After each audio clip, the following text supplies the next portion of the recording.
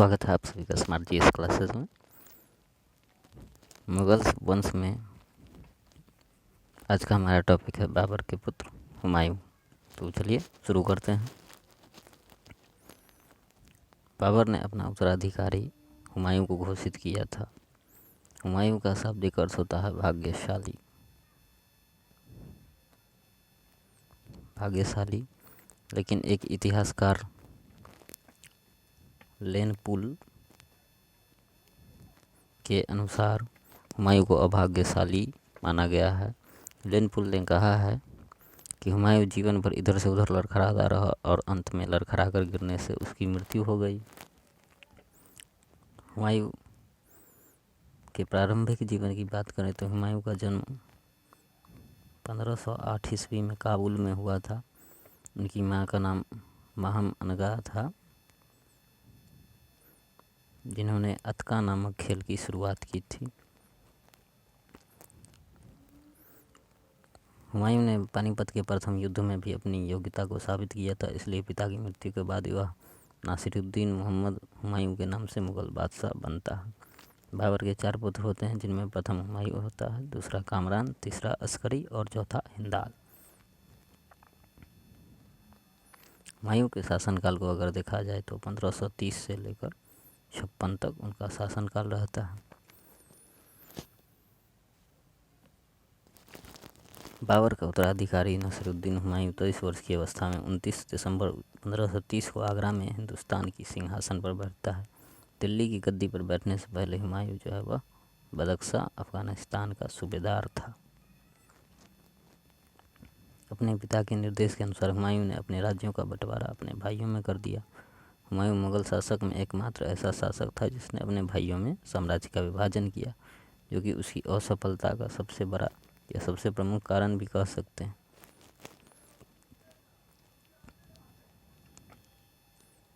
हुमायूं ने अपने पिता के आदेश के अनुसार कामरान को काबुल एवं कंधार, अस्करी को संभल तथा हिंदाल को अलवर और मेवाड़ की जागीरें दे दी। इसके अलावा उसने अपने चचेरे भाई सुलेमान मिर्जा को बदख्शां की जागीरें दे दी, जहां वह पहले सूबेदार हुआ करता था।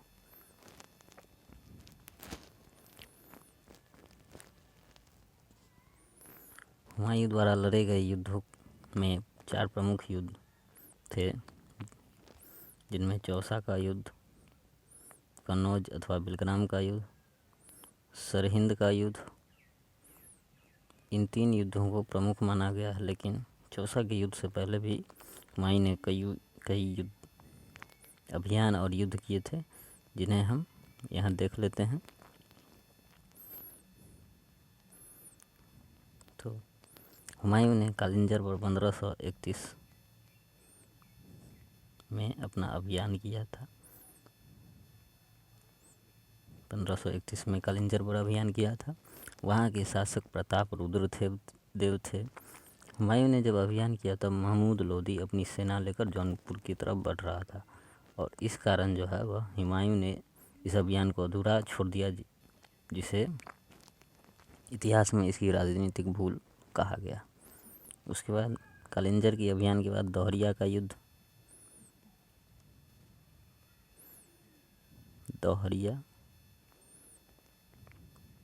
युद्ध, जिसे हुमायूं ने 1532 ईस्वी में आरंभ किया था। इस युद्ध में हुमायूं ने अफगानी नेता महमूद लोदी को पराजित कर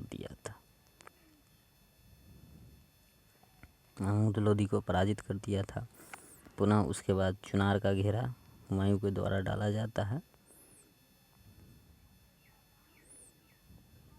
जो 1532 में ही यह भी होता है। इसमें हुमायूं ने लगभग 6 माह तक घेरा डालने के बाद, जब वह जीत के करीब था, तब शेरशाह से संधि कर लिया था, जो इसका सबसे बड़ा राजनीतिक भूल माना गया, क्योंकि शेरशाह के कारण ही 15 वर्षों तक हुमायूं को भारत से बाहर रहना पड़ा था। पुनः गुजरात अभियान हुमायूं के द्वारा किया जाता है। गुजरात अभियान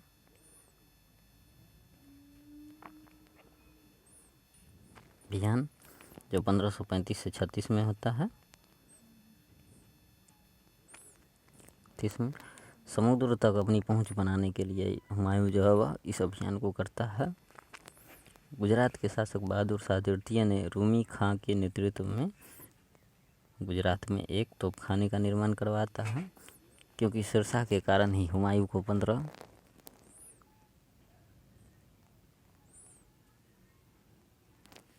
रूमी खां के नेतृत्व में एक तोपखाने का निर्माण कराया गया, जिसे पुर्तगालियों ने अंततः बहादुर शाह तृतीय की हत्या करके छीन लिया था। अब चौसा के युद्ध की तरफ बढ़ते हैं।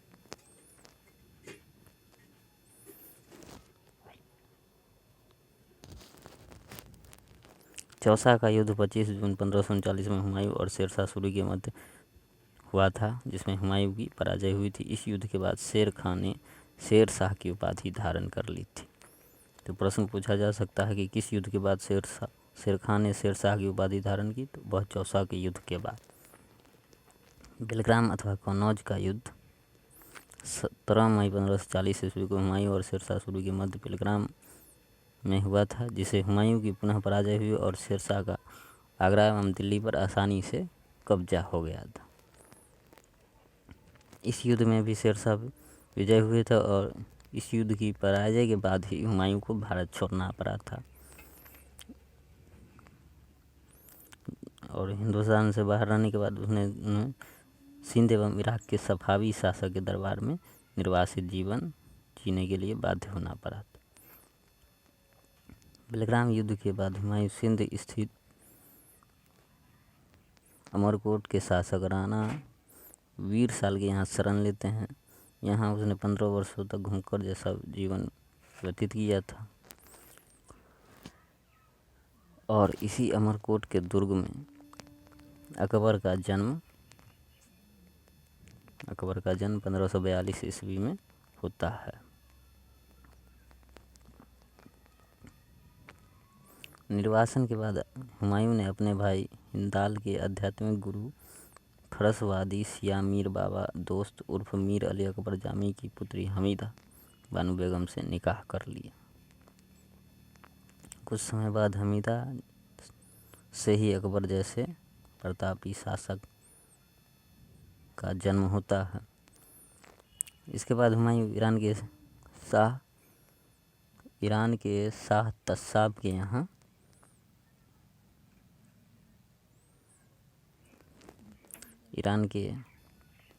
इसके बाद हुमायूं उपरांत शाह के तस्साब के यहाँ शरण ले लेते हैं।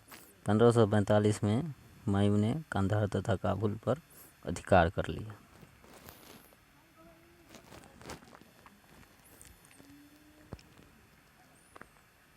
1555 में मुगलों और अफगानों के मध्य सरहिंद नामक स्थान पर सरहिंद का युद्ध हुआ।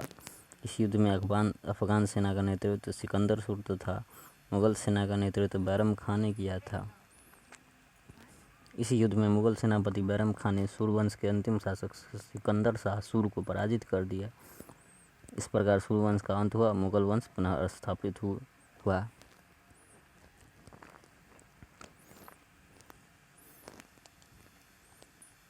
मच्छीवाड़ा का युद्ध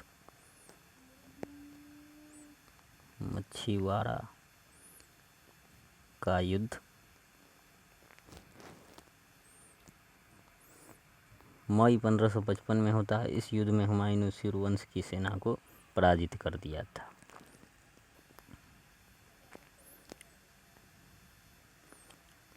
विजय के पश्चात हुमायूं ने दिल्ली में प्रवेश किया और एक बार फिर से वह भारत का सम्राट का ताज पहना, किंतु एक वर्ष बाद ही दिल्ली में स्थित दीन पनाह स्थान पर पुस्तकालय की सीढ़ियों से गिरकर अचानक उसकी मृत्यु हो गई।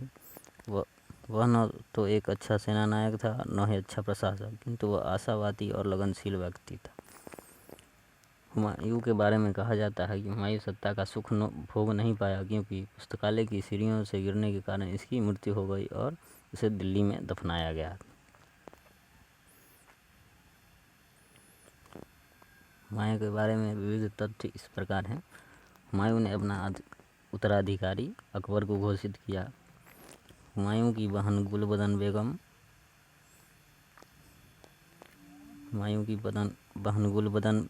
बेगम ने हुमायूंनामा की रचना की थी। हुमायूंनामा की रचना की थी। हुमायूं भूगोल, ज्योतिष शास्त्र, दर्शन शास्त्र और नक्षत्र विज्ञान का जानकार था। ज्योतिष शास्त्र पर विश्वास करते हुए उसने सप्ताह में 7 रंग के कपड़े पहनने का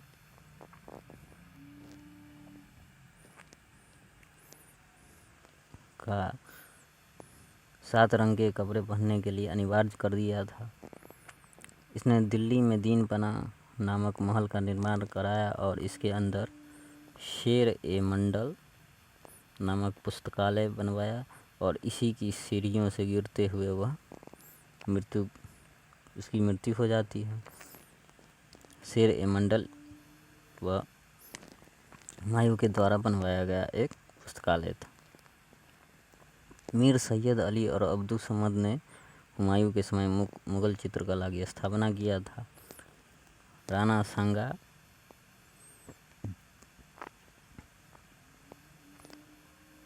सांगा की विधवा रानी कर्णावती ने हुमायूं के पास राखी भेजकर सहायता का अनुरोध किया था। निजाम नामक भिश्ती ने हुमायूं के प्राणों की रक्षा किया था, इसलिए हुमायूं ने इसे एक दिन का मुगल बादशाह बनाया और मुगल बादशाह बनने के साथ ही उसने चमड़े के सिक्के जारी कर दिए थे।